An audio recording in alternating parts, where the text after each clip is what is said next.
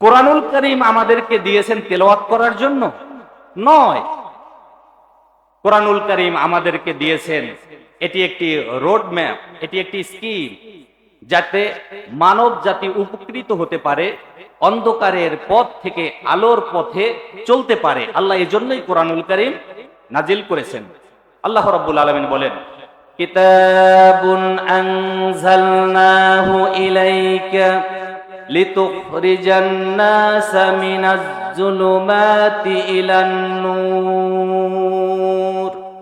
ও নবী, আমি আপনাকে এমন একখানা কিতাব দিয়েছি, এমন একটি কিতাব আমি আপনার উপরে নাজিল করেছি যা গোটা মানব মণ্ডলীকে অন্ধকারের ভিতর থেকে আলোর পথে নিয়ে যাবে। বলি সুবহানাল্লাহ।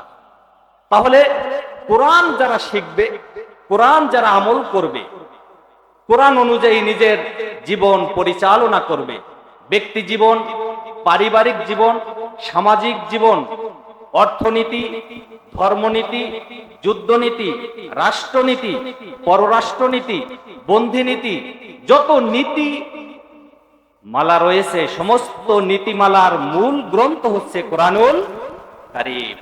কোরআন দিয়ে ব্যক্তি চলবে, কোরআন দিয়ে সমাজ চলবে, কোরআন দিয়ে রাষ্ট্র পরিচালনা হবে। এজন্যই আল্লাহ রাব্বুল আলামিন কোরআনুল কারীম নাজিল করেছেন। নাকি তেলাওয়াত করার জন্য? শুধু তেলাওয়াত করার জন্য নয়, কোরআনুল কারীম আল্লাহ রাব্বুল আলামিন দিয়েছেন তার প্রিয় হাবিব মুহাম্মদ রাসূলুল্লাহ সাল্লাল্লাহু আলাইহি ওয়াসাল্লামের প্রতি তিনি নাজিল করেছেন। 40 বছর বয়স যখন নবীজির হলো, তখন তিনি নবুয়ত লাভ করলেন। নবুয়তের দায়িত্ব তখন তাকে দেওয়া হইল। 43 বছর বয়স যখন হলো, তখন রিসালাতের দায়িত্ব দেওয়া হলো। এখন নবুয়ত আর রিসালাত দুটি আলাদা। নবুয়ত মানে তাকে নবীর দায়িত্ব দেওয়া হচ্ছে, আর রিসালাত দেওয়ার মানে হচ্ছে বার্তা মানুষের কাছে পৌঁছানোর দায়িত্ব দেওয়া হয়েছে। তার মানে আপনারা জানেন 40 বছর বয়সে তিনি নবুয়ত লাভ করেছেন। 3 বছর তিনি গোপনে দাওয়াত দিয়েছেন। কত বছর? 3 বছর গোপনে দাওয়াত দিয়েছেন, প্রকাশ্যে দাওয়াত দিতে পারেন নাই। কারণ ওই সমাজ ছিল তার অনুকূলে নাকি প্রতিকূলে? কথা বলেন। প্রতিকূলে। সবাই শিরকিয়াতে লিপ্ত ছিল। মানুষ মূর্তি পূজা করত, গাছের পূজা করত, চন্দ্রের পূজা করত, সূর্যের পূজা করত, যে যেভাবে পারত ওইভাবে পূজা করত এক আল্লাহকে বাদ দিয়ে। তখন নবী করিম সাল্লাল্লাহু আলাইহি ওয়াসাল্লামের দাওয়াত এটা তার জন্য একটু কঠিন ছিল। এই প্রতিকূলতার মধ্য দিয়ে তিনি প্রকাশ্যে দাওয়াত দিতে পারেন নাই। 3 বছর হয়ে যাওয়ার পরে আল্লাহ রাব্বুল আলামিন আয়াতে কারিমা নাজিল করলেন, ওয়া আনজির আশিরাতাকাল আকরাবিন। ও নবী, আপনি আপনার আপন মানুষের কাছে দাওয়াত পৌঁছান। সর্বপ্রথম নির্দেশ করলেন রিসালাতের দায়িত্ব আপনি পৌঁছান। কার কাছে? আপনার আপনজনদের কাছে, আপনার নিকটাত্মীয়দের কাছে, যারা আপনার একেবারে একান্ত মানুষ, আপনার পরিবারের লোক, আপনার চাচা, আপনার দাদা, আপনার বংশের মানুষ যারা আছে তাদের কাছে আপনি রিসালাতের দায়িত্ব পৌঁছিয়ে দেন। কোরআনুল কারীমের আয়াত আল্লাহ রাব্বুল আলামিন নাজিল করলেন। দাওয়াত যখন শুরু করলো, প্রকাশ্যে দাওয়াত যখন শুরু করলেন, অত্যাচার তখন কি হলো? শুরু হয়ে গেল নবী করিম সাল্লাল্লাহু আলাইহি ওয়াসাল্লামের উপরে। সর্বপ্রথম যিনি বিরোধিতা করেছিলেন তিনি হলেন আপন চাচা আবু লাহাব। কে বিরোধিতা করেছিল? আপন চাচা। নবী করিম সাল্লাল্লাহু আলাইহি ওয়াসাল্লামের বাবা এবং চাচা তারা ছিল 7 ভাই। তারা ছিল 7 ভাই। হারেস, জুবায়ের, আবু তালেব, আবু লাহাব, আব্দুল্লাহ, হযরতে হামজা এবং হযরতে আব্বাস রাদিয়াল্লাহু তাআলা আনহুমা। 2 জন ছিল তারা মুসলিম, মুমিন। তার মানে নবী করিম সাল্লাল্লাহু আলাইহি ওয়াসাল্লামের হাতে হাত থেকে ঈমান এনেছিল। সর্বপ্রথম বিরোধিতা করলেন আপন চাচা আবু লাহাব। আর এই আবু লাহাব নবী করিম সাল্লাল্লাহু আলাইহি ওয়াসাল্লামের জন্মের সময় সবচেয়ে বেশি খুশি হয়েছিলেন। বলি আল্লাহু আকবার। আবু লাহাবের একজন দাসী ছিল, নাম তার সুয়াইবা। এই সুয়াইবা সারা রাত মা আমিনার গৃহে ছিলেন। যখন নবী করিম সাল্লাল্লাহু আলাইহি ওয়াসাল্লাম জন্মগ্রহণ করলেন, সর্বপ্রথম দৌড় দিয়ে মনিবের কাছে আসলেন, মনিব একটা খুশির সংবাদ শোনাইতে চাই। আবুল আহাব বলছে, কি সংবাদ, তাড়াতাড়ি শোনাও, আমি তো খুশির সংবাদ শোনার জন্যই বসে আছি। তখন সুয়াইবা বলছে, মনিব, আপনার মৃত্যু ভাই আব্দুল্লাহর ঘরে আল্লাহ রাব্বুল আলামিন একটি চন্দ্র দান করেছেন, বলি সুবহানাল্লাহ। সেই চন্দ্র হলো মুহাম্মদ রাসূলুল্লাহ সাল্লাল্লাহু আলাইহি ওয়াসাল্লাম। আবুল আহাব এভাবে চেয়ারের উপরে বসা ছিলেন, যখন এই খুশির সংবাদ শুনলেন সঙ্গে সঙ্গে চেয়ার থেকে দাঁড়াইয়া গেলেন, বলি সুবহানাল্লাহ। আবুল আহাব খুশি হয়ে বলে, দাসী, যে সংবাদ তুমি আমারে শুনাইলে, এমন খুশির সংবাদ আমার কাছে আর কিছু নাই। দাসী রে, আমি খুশি হয়ে আজকে আমি তোমাকে চিরদিনের জন্য মুক্ত করে দিলাম। আবুল আহাবের জীবনের সবচেয়ে এটাই ছিল ভালো কাজ। মুহাম্মদ রাসূলুল্লাহ সাল্লাল্লাহু আলাইহি সাল্লামের জন্মের পরে সবচেয়ে বেশি খুশি হলেন, আর খুশিতে আত্মহারা হয়ে দাসীকে মুক্ত করে দিলেন, সুবহানাল্লাহ। আবার বিরোধিতাও করলেন সবচেয়ে বেশি, কারণ কপালে যদি হেদায়েত না থাকে তাহলে হেদায়েত আল্লাহ ছাড়া আর কেউ দিতে পারে না। আবুল আহাব সর্বপ্রথম বিরোধিতা করলেন, মুহাম্মদ, তুমি আবার কোন কালেমা নিয়ে আসছো, কোন ইলার দাওয়াত নিয়ে আসছো? আমরা তো জানি যে আমরা অন্য কোন ইলা নাই, আমরা যাদের ইবাদত করি, পূজা করি, এরাই তো আমাদের প্রতিমা, এরাই তো আমাদের ইলা। প্রথম বিরোধিতা করলেন কে? আবুল আহাব। নবী করিম সাল্লাল্লাহু আলাইহি সাল্লামের দিন প্রচার করা একটু কঠিন হয়ে গেল। দারুণ মদোয়ায় তারা বৈঠক করলো যে মুহাম্মদ যদি তার এই নতুন দিনের দাওয়াত শুরু করে তাহলে আমাদের আর নেতৃত্ব থাকবে না, আমাদের কর্তৃত্ব থাকবে না, আমাদের রাজত্ব থাকবে না। কারণ তৎকালীন সময়ের প্রেসিডেন্ট ছিল আবু জাহেল, আর আবুল আহাব, আবু সুফিয়ান, উতবা, সাইবা, মুগিরার দ্বারা ছিল আবু জাহেলের সহযোগী। আমাদের নেতৃত্ব থাকবে না যদি মুহাম্মাদের দিন প্রতিষ্ঠিত হয়ে যায়। বর্তমান সমাজেও আবুল আহাব রয়েছে যারা এখনো চায় কোরআনের রাজ যাতে বাংলাদেশে কায়েম হতে না পারে, ঠিক কিনা? আবুল আহাবের সন্তানেরা এখনো রয়েছে বিভিন্ন জায়গায়। দেখবেন যেখানে কোরআনের মাহফিল হয় বিরোধিতা শুরু করে, আলেম ওলামাদের হক কথা বললেই সেখানে গলা চেপে ধরার চেষ্টা করে। বিগত বছর তারা ধরেছিল, ঠিক কিনা? সর্বপ্রথম বাধা দিল আপন লোকজন। নবী করিম সাল্লাল্লাহু আলাইহি ওয়াসাল্লামকে জেলে দেওয়ার জন্য তারা একটা গোপন বৈঠক করলো। আবু জাহেলেরা কি করলো? গোপন বৈঠক করলো, মুহাম্মদ সাল্লাল্লাহু আলাইহি সাল্লামকে জেলে দিতে হবে, অথবা তাকে হত্যা করতে হবে, অথবা দেশ থেকে তাড়াইয়ে দিতে হবে। আল্লাহ রাব্বুল আলামিন এই কথা তার প্রিয় হাবিবকে জানিয়ে দিলেন, ওয়া ইয ইয়ামকুরু বিকাল্লাযীনা কাফারু লিয়ুসবিতুকা আও ইয়াকতুলুকা আও ইউখরিজুক ওয়ায়ামকুরুনা ওয়ায়ামকুরুল্লাহ আল্লাহু খায়রুল মাকিরিন।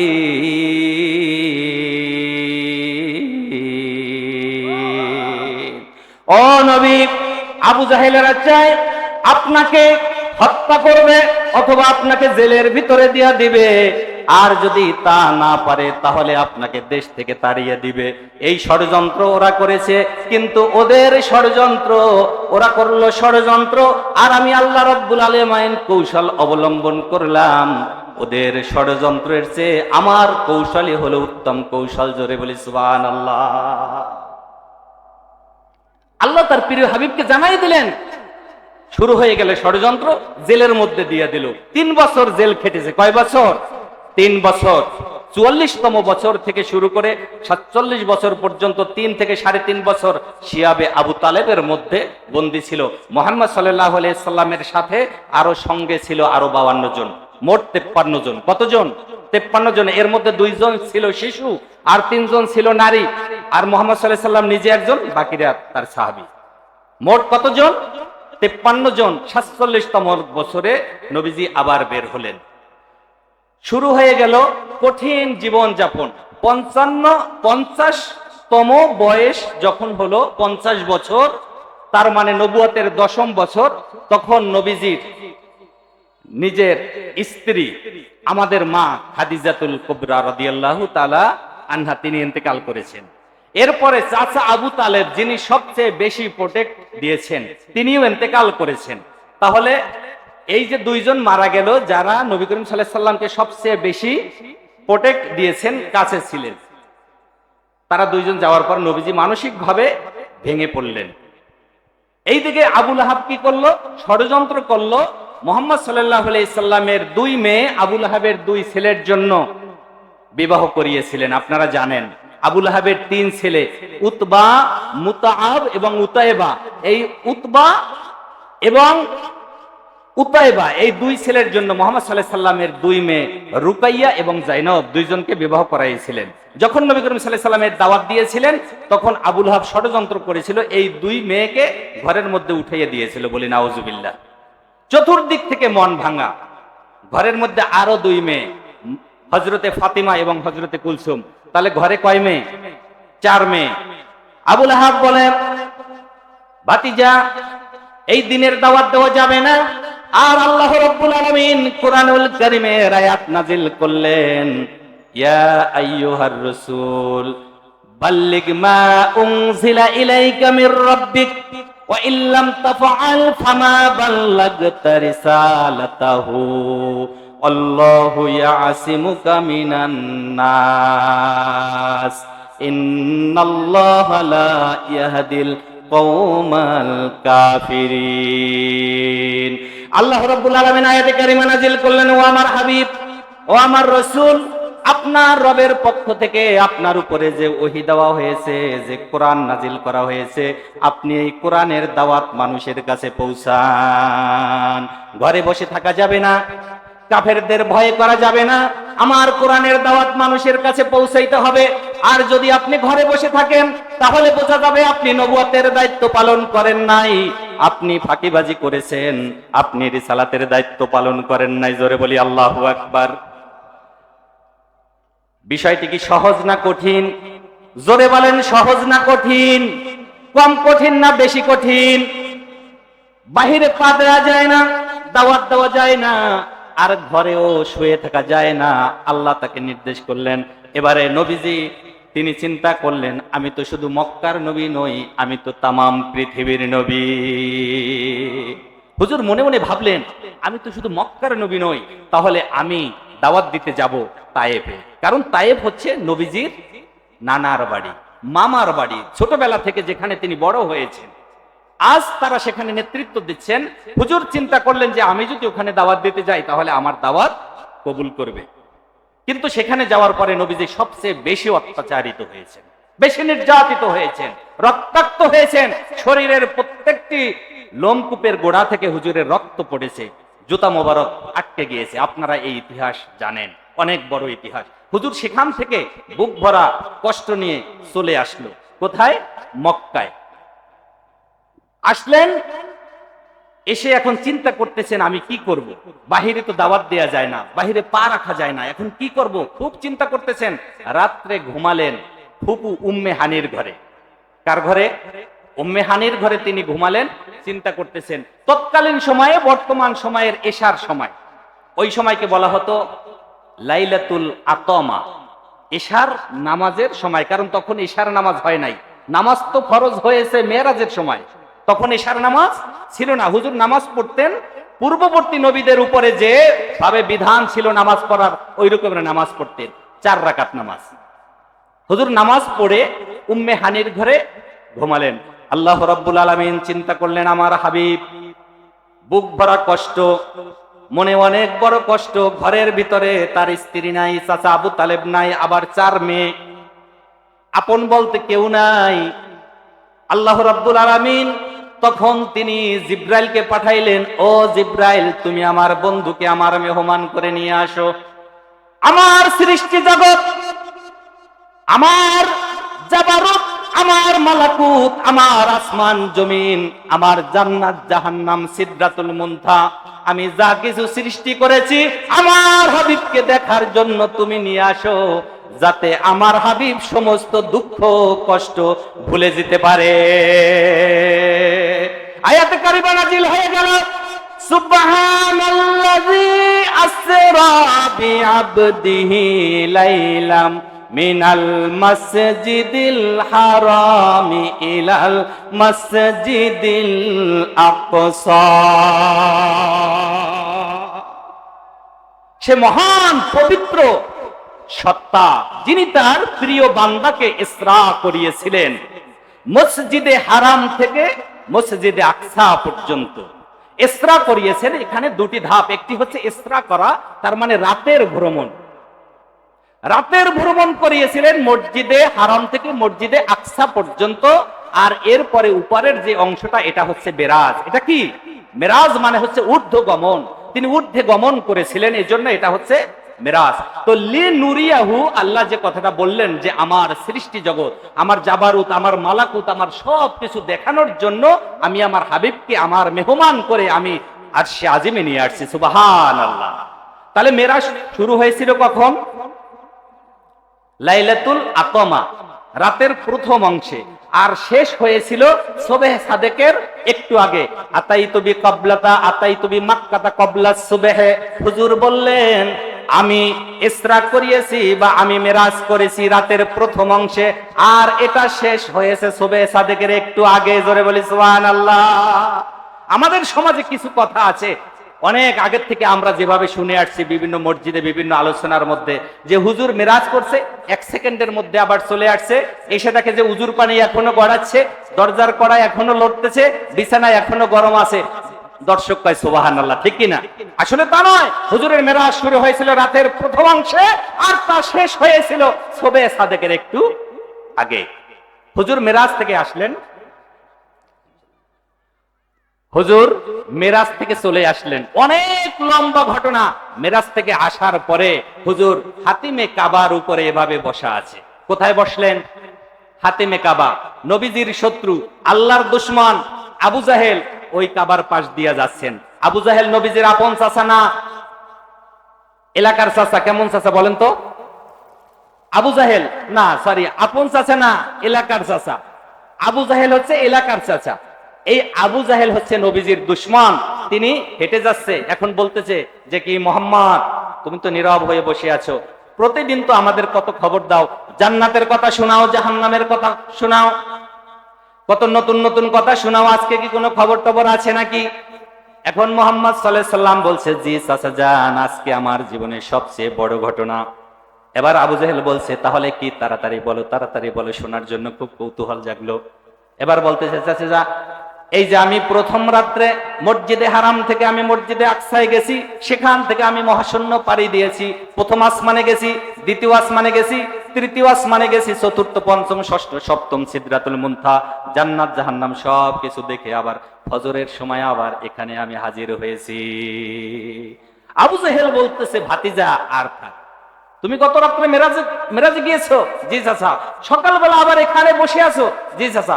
আমি কি তাহলে 2-1 লোকদেরকে ডাকবো? আবু জাহেলের মনের মধ্যে হচ্ছে শয়তানি, যে আমি সারা জীবন মুহাম্মদকে বলেছি পাগল পাগল, আমি প্রমাণ দিতে পারি নাই, কিন্তু আজকের এই ঘটনা যদি আমি মানুষকে শুনাইতে পারি তাহলে মানুষ বিশ্বাস করবে মুহাম্মদ সত্যিকারেই পাগল হয়েছে। বলি না আউযুবিল্লাহ। তখন আবু জাহেল এলাকার লোকজন ডাকলো, আবু জাহেলের ডাক শুনে সবাই চলে আসলো। আমাদের নেতা ডাকে, কি হয়েছে নেতা বলেন? তখন আবু জাহেল বলছে ভাতিজা এবার তোমার ঘটনাটা বলো। তখন হুজুরে বলতেছে যে আমি এই প্রথম রাত্রে বাইতুল্লাহ শরীফ থেকে আমি মসজিদে আকসায় গেছি, সেখান থেকে আমি প্রথম আসমান, দ্বিতীয়, সব কিছু ডিটেলস বলার পরে এইবারে কাফেরেরা একজন আরেকজনে তারা কেউ মাথা চুলকায়, কেউ জামা ছিঁড়ে, কেউ বুদাম ছিঁড়ে, তার মানে একটা পাগলামের ভাব করতেছে। একজন পাগলের সাথে যেভাবে আচরণ করা দরকার তারা সেইভাবে আচরণ করে বুঝাচ্ছে যে তুমি একজন পাগল। বলি না আউযুবিল্লাহ। আবু জাহেল ডাক দিয়া কয় এই তোরা একটু থাম, আবু বকরকে একটু ডাক। আজকে আবু বকরকেও বিশ্বাস করানো যাবে না এই ঘটনা, কারণ যেভাবে বর্ণনা দিতেছে আবু বকর নিজেও এই কথা বিশ্বাস করবে না। আবু বকর চলে আসলো, তাকে যখন ডাকা হলো, আবু বকর আসার পরে সর্বপ্রথম সালাম দিলেন। এরপরে সালাম দেওয়ার পরে আবু বকর বললেন আইনা কুনতালাইল, ও নবী গত রাত্রে আপনি কোথায় ছিলেন? বলি সুবহানাল্লাহ। ইয়া রাসূলুল্লাহ আইনা কুনতালাইল ইলতামাসতুকা আলতামাসতুকা ফি মাকানিকা ফালাম আজিদকা। ইয়া রাসূলুল্লাহ গত রাত্রে আপনি কোথায় ছিলেন? আমি আপনাকে মক্কার অলিতে গলিতে খুঁজেছি, কোথাও আমি আপনাকে পাই নাই। আপনি আপনার বিবিদের হুজরার মধ্যেও ছিলেন না, আপনি গত রাত্রে কই ছিলেন ইয়া রাসূলুল্লাহ? এবার নবীজি কয় আবু বকর তুমি আমারে কেমনে পাইবা? আমি তো গত রাত্রে মেরাজে গেছি। তুমি আমার কেমনে পাইবা? আমি তো গত রাত্রে মেরাজে গেছি। এখন আবু জাহেল কয় আবু বকর এটা কি করে সম্ভব? কারণ তৎকালীন সময়ে বাইতুল্লাহ শরীফ থেকে ওই বাইতুল মুকাদ্দাস পর্যন্ত যেতে সময় লাগতো 40 দিন, আসতে লাগতো 40 দিন, সমান সমান কত দিন? এই 80 দিনের রাস্তা। ও আবু বকর, শুধু এখানেই তো 80 দিনের রাস্তা, আর ওই আসমান টাসমান আমরা বাদ দিলাম, তাহলে তুমি বলো এটা কি করে সম্ভব? আবু বকর কয়, সম্ভব কি অসম্ভব আমি ক্যালকুলেটর করি না, ক্যালকুলেশন করি না, আমি হিসাব করি না, তিনি যেটা বলেন আমি এটাই বিশ্বাস করি নি। জোরে বলি সুবহানাল্লাহ।